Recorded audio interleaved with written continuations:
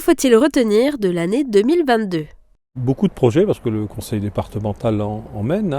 Si je parle en termes de chiffres, en termes d'aide en subvention, c'est 1,7 million de subventions. C'est le dispositif Ambition Moselle qui a entre autres permis de capter une subvention de quelques 2 millions d'euros pour le projet en cours de construction du complexe sportif de la Blise, au titre de la communauté d'agglomération. Ce sont les aides évidemment aux associations sportives de 150 000 euros quand même, qui sont alloués aux clubs élites en particulier, des clubs emblématiques de la ville.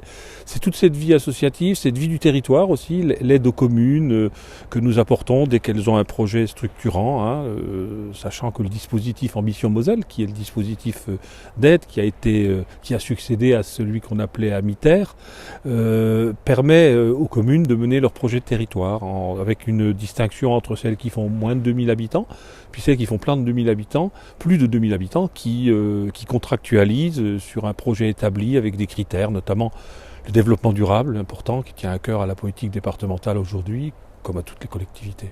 Quels grands projets sont prévus pour 2023 ? Alors, les projets, je reprendrai les termes du règlement Ambition Moselle, ils arrivent au fil de l'eau. Ce sont les projets, c'est pas ceux que j'aimerais ou que nous aimerions réaliser, puisque nous sommes deux, je pense à Evelyne Firtion, évidemment, mon binôme. C'est les projets que les communes nous présenteront.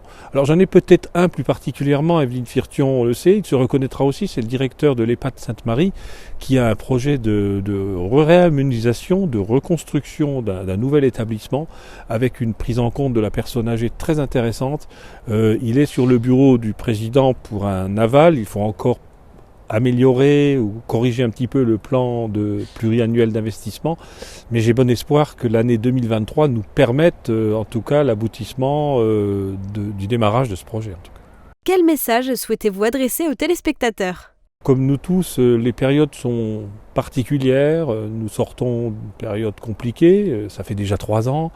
Nous sommes sur un territoire européen où à quelques milliers de kilomètres se passe une guerre. Alors le message que je passerai, parce qu'on est encore au moment des vœux, c'est de dire apprécions ce que nous avons ici de vivre dans un pays démocratique, dans un pays qui est en paix encore, et souhaitons que cela dure longtemps, donc de la sérénité, de la paix à tout un chacun dans sa pratique quotidienne.